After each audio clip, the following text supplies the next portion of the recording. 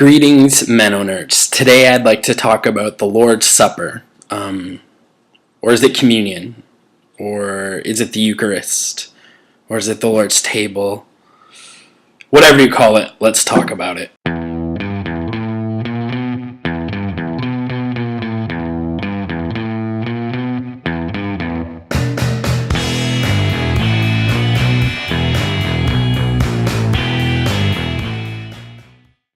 So we've been talking a bit about labels and all sorts of connotations around labels, and now I'd like to switch to talk about communion, Eucharist, Lord's Supper, whatever you use. It seems to be one of those things that there's a lot of labels, a lot of terminology, and a lot of discussion written around on what exactly the Lord's Supper is. The first understanding that we find around communion with our Catholic brothers and sisters, Roman Catholic brothers and sisters, is what's called Transubstantiation.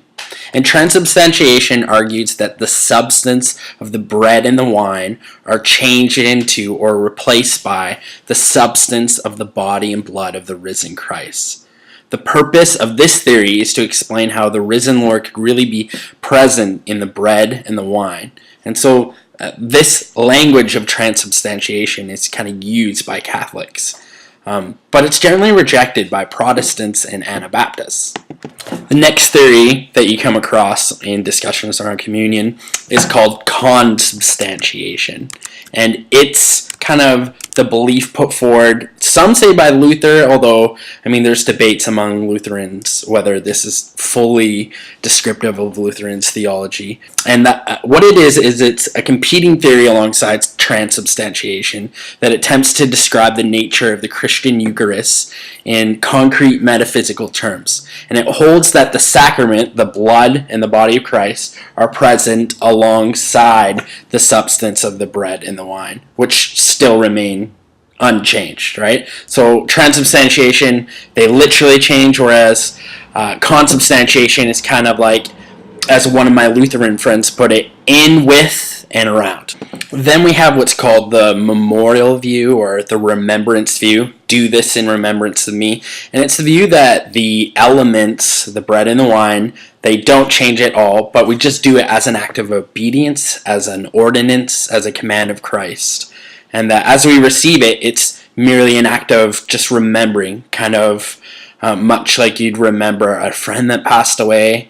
Now, all these ways of speaking about communion, the Eucharist, Lord's Supper, they're all attempts to answer what I believe is the wrong question. They're trying to answer a metaphysical question in relation to the elements. So that question is, how is Christ present with us in the communion? How is it that the real presence of Christ is with us? So transubstantiation, kind of a literal ontological change in the elements. Consubstantiation, in, with, and around. And memorial view would just kind of be like, well, not really. But there's another way that I think an Anabaptist perspective can help us here. Now, just as a clarifier here, some people erroneously assume that Anabaptists were all just memorial view. And certainly that's true of the Swiss stream of Anabaptism, but that eventually kind of melded with the other streams, like the German-Dutch stream and eventually the Russian stream. And, they all mix together.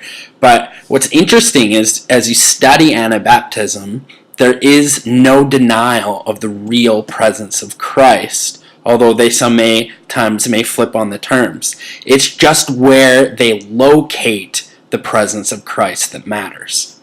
So this is how John Rempel, an Anabaptist scholar, explains this. He writes, Anabaptists recognize that actual transformation occurs in communion, but it is that of people and not objects.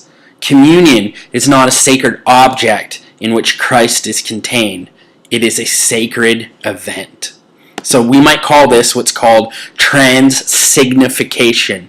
The elements are transformed into a sign which speaks of God's presence among us. And because Christ is not dead, He is the risen God. He's with us wherever two or three are gathered. Amen.